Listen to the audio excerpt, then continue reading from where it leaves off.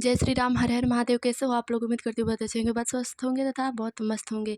तो इस वीडियो में हम बात करेंगे अमरनाथ की कहानी के बारे में और उन दो कबूतरों के बारे में। पौराणिक मान्यताओं के अनुसार अमरनाथ की गुफा ही वह स्थान है जहाँ भोलेनाथ ने माता पार्वती को अमर होने की कथा सुनाई थी। भोलेनाथ ने जीवन की कुछ गूढ़ रहस्य की अमर कथा अपनी अर्धांगिनी देवी पार्वती को सुनाई थी, जिसमें जगत के गूढ़ रहस्य, सृष्टि का आदि और अंत सब कुछ उस कथा में छुपा हुआ था। तो चलिए अमरनाथ की कथा शुरू करते हैं। एक बार माता पार्वती जी ने शंकर जी से पूछा, मुझे इस बात का बड़ा आश्चर्य है कि आपके गले में ये आप नरमुंड माला ही क्यों धारण करते हैं। तब भगवान शंकर ने कहा, हे देवी, जितनी बार तुम जन्म लेती हो उतने ही मुंड मैंने धारण किए हैं, क्योंकि माता पार्वती जी के असंख्य रूप है। पहले उन्होंने राजा दक्ष के पुत्री रूप में जन्म लिया, फिर माता पार्वती के रूप में जन्म लिया तथा उसके बाद उन्होंने बहुत कई अवतार लिए हुए हैं। तब माता पार्वती जी बोली कि मेरा शरीर नाशवान, यह मृत्यु को प्राप्त होता है और आप अमर है, इसका क्या रहस्य है? कृपया मुझे भी बताने का कष्ट करें, मैं भी अजर अमर होना चाहती हूँ। तब भगवान शंकर बोले, यह सब अमर कथा के कारण ही संभव है। तब माता बोली, हे प्रभु, कृपा करके मुझे भी यह कथा सुनाइए। महादेव जी ने बहुत वर्षों तक तो टालते गए, लेकिन माता पार्वती जी की जिज्ञासा और उनकी जीत के आगे महादेव जी ने माता पार्वती को कथा सुनाने का निश्चय किया। लेकिन महादेव जी ने सोचा कि अमर कथा सुनाने के लिए ये उचित स्थान नहीं है, क्योंकि महादेव ये कथा माता पार्वती के अलावा किसी और को नहीं सुनाना चाहते थे। इसलिए उन्होंने माता पार्वती जी से कहा, हे देवी, हम यहाँ से कहीं और चलते हैं, क्योंकि यहाँ उचित स्थान नहीं है। मैं तुम्हें वहाँ कथा सुनाना प्रारंभ करूँगा जहाँ कोई उचित स्थान मिलेगा। इसके बाद माता पार्वती जी, भोलेनाथ तथा भगवान गणेश जी नंदी पर सवार होकर चले गए। सर्वप्रथम महादेव जी ने पहलगांव पहुंचने पर नंदी यानी कि बैल का परित्याग किया। फिर चंदनवाड़ी पहुंचकर अपनी जटाओं से चंद्रमा का परित्याग किया। फिर शेषनाग झील पहुंचने पर महादेव जी ने सर्पों को भी उतार दिया। महागुनस पर्वत पर पहुंचने पर अपने पुत्र गणेश जी को भी वहीं छोड़ दिए। फिर पंचतरणी पहुंचकर शिव जी ने 5 तत्वों जैसे पृथ्वी, जल, वायु, आकाश, अग्नि का भी परित्याग कर दिया। सब कुछ का त्याग करने के बाद महादेव जी माता पार्वती जी के साथ उस गुफा में प्रवेश किए, जिसे हम अमरनाथी गुफा के नाम से जानते हैं। उस गुफा में प्रवेश करने के पश्चात महादेव जी अपनी डमरू जोर जोर से बजाने लगे तथा उनकी आंखें भी लाल हो गई। ये देखकर माता पार्वती जी अत्यंत डर गई। जब महादेव जी को ये एहसास हुआ कि यहाँ कोई नहीं है, तब वे दोनों अपने अपने आसन पर विराजमान हुए। भगवान शिव कथा व्यास के रूप में तो माता पार्वती जी श्रोता के रूप में विराजमान हुई।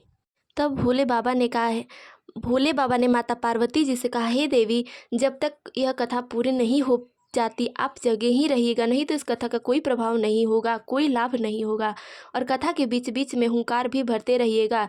तब माता पार्वती जी ने कहा, स्वामी, जब तक यह कथा चलेगी मैं शयन नहीं करूँगी और कथा के बीच बीच में हुंकार भरती रहूँगी।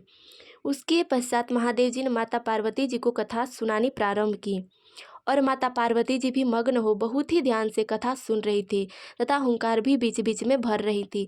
लेकिन कथा के बीच में इतनी गहरी नींद माता पार्वती जी को लगी कि माता पार्वती गहरी नींद में सो गई। लेकिन वहाँ एक टोकरी में 2 अंडे रखे हुए थे और कथा के प्रभाव से भी दोनों अंडे से कबूतर का एक जोड़ा निकलकर अपनी वास्तविक रूप में हो कथा श्रवण करने लगे तथा कथा के बीच बीच में हुंकार भी भरने लगे।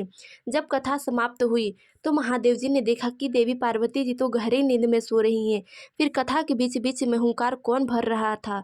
इस पर महादेव जी बहुत क्रोधित हुए और हाथ में त्रिशूल लिए गर्जना के साथ बोले, कौन है इस गुफा के अंदर, सामने आओ। इस पर माता पार्वती जी की भी नींद खुल गई और महादेव जी से अपनी गलती के लिए क्षमा याचना करने लगी, क्योंकि महादेव जी से बोलने के पश्चात कि मैं नहीं सोऊंगी जब तक कथा पूरी नहीं हो जाती है, और माता पार्वती बीच में ही सो गई थी।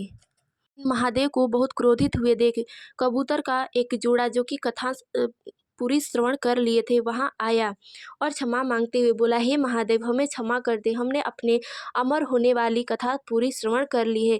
यदि आप हमें देंगे, हमारे प्राण ले लेंगे, तो इस कथा का क्या महत्व रह जाएगा। हे नाथ, हमें क्षमा करो, हम इस अमर कथा के अमर गुफा के पहचान बनेंगे। हे भोलेनाथ, हम आपके चरणों में बारंबार शीश नवाते हैं, हमें क्षमा करे, हमें जीवन दान दे।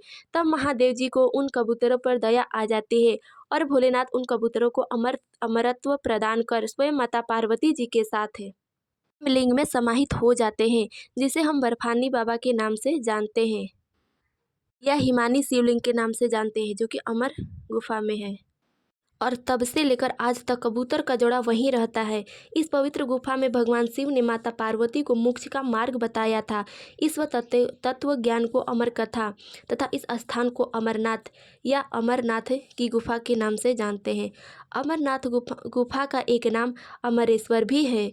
अमरनाथ में दर्शन का विशेष महत्व बताया गया है, क्योंकि काशी में दर्शन के 10 गुना, प्रयाग में दर्शन का 100 गुना और नैमिषारण्य में 1000 गुना से अधिक पुण्य की प्राप्ति होती है अमरनाथ के दर्शन करने पर।